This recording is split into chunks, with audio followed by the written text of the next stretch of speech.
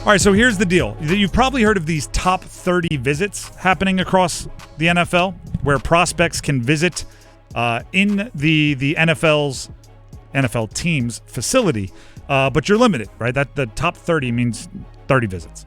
And the other thing that these are is they are registered with the league, right? You can't bring in every single prospect. That would be ridiculous and probably expensive. So they've limited it, and you have to register them with the league, which means, and agents talk about them and GMs talk about them. So we find out who these are. Okay, so we're going to break down here in a minute some of the names that have come through Charlotte, come through Carolina to visit with the Panthers. And there's usually a meal involved. There's talks, there's whiteboards, there's interviews, there's the whole deal. As we break it down, though, consider this. Think about the player and think about the message.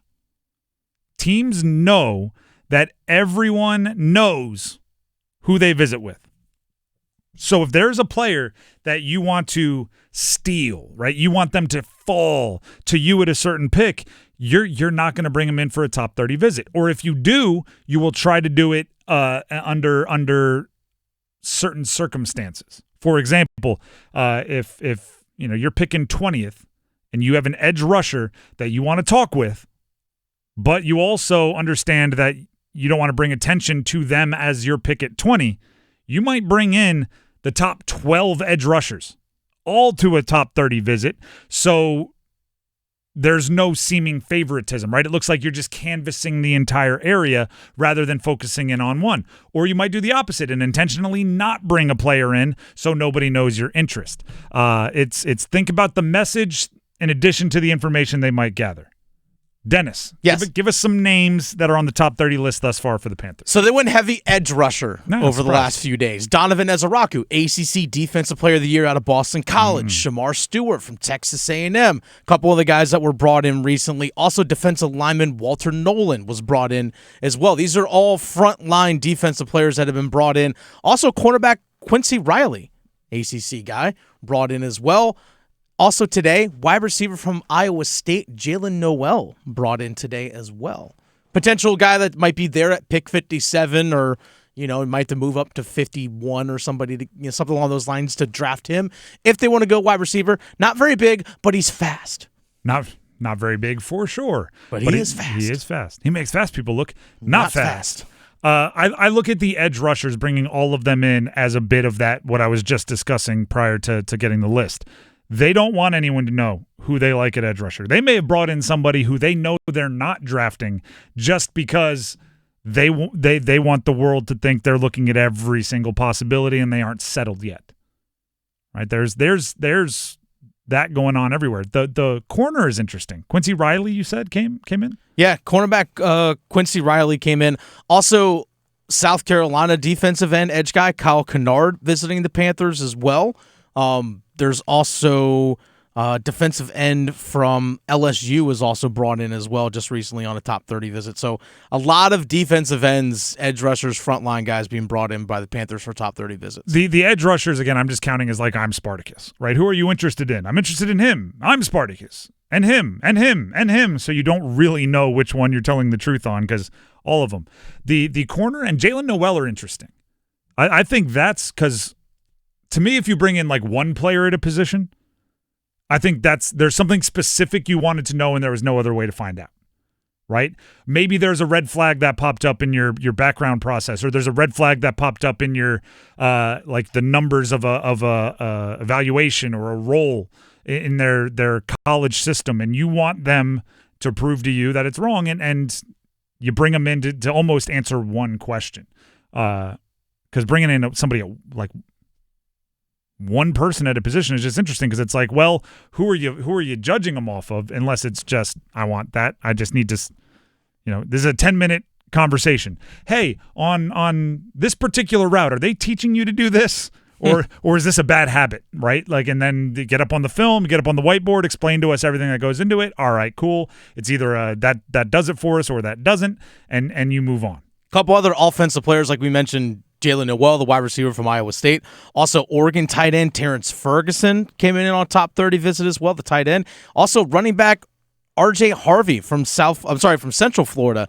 1,577 rushing yards this last year, 25 total touchdowns in 2024. I like RJ Harvey. I could really nerd out because I'm a fantasy nerd.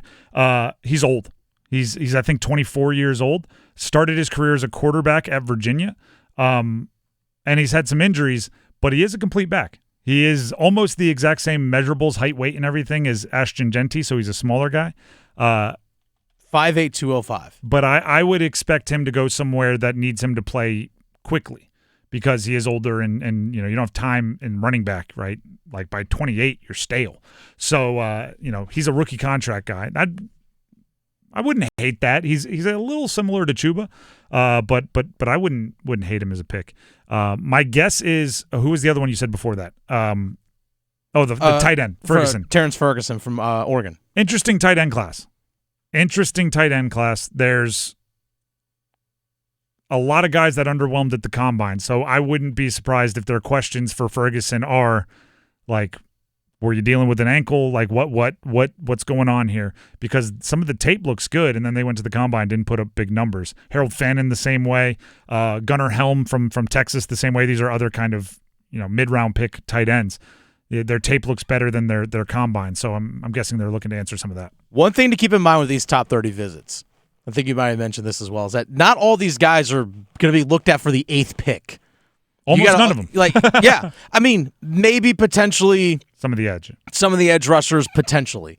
But it's also like Ezaraku, I doubt you're going to take at 8. But if you trade back to 21 or something along those lines for a team that jumps up, Pittsburgh ironically might need a quarterback picking at 21. So if you trade down there, okay, who's going to be available? Those are all things. Quincy Riley might be there in the second round. Same thing with Jalen Noel, might be there in the second round. You got to know what you're also going to be potentially taking as the draft goes on too. All right, I try to withhold my draft nerddom, and then sometimes you just got to let it fly. It's in 2 weeks. At this point in the draft, when a trade is offered to you, right? When you're on the clock and a trade is offered to you, you shouldn't be thinking in picks. If it's a pick in this year's draft, you should be thinking in players, right? So if somebody comes up to you, right, gives you a call, you're on the clock at 8 and says, if you're Pittsburgh, what does Pittsburgh have? Pick 21? Perfect. If Pittsburgh calls you and says, Shedeur Sanders is still on the board, they're not going to say this, but if Shedeur Sanders is still on the board and they call and they're going for a quarterback and they offer you a package and it includes the 21st overall pick, guess what? You shouldn't be thinking the 21st, that's a good mid to late first rounder. You should be thinking with the 21st pick, we could get Ezaraku. We could get, you should think of it in players rather than in picks. So part of it is you need to have your entire projection for how the draft is going to go. We could have Ezaraku or James Pierce, right? You should think of it in that respect. So you're not trading your 8th pick for your 21st. You're trading the players available on the board at 8, whoever you would draft, for the players you expect to be on the board at 21, whoever you would draft, plus the additional maybe future picks or players later on. So you got to prep everything, the picks you have and the picks you don't have, so you're prepared for everything that can take place on a draft day.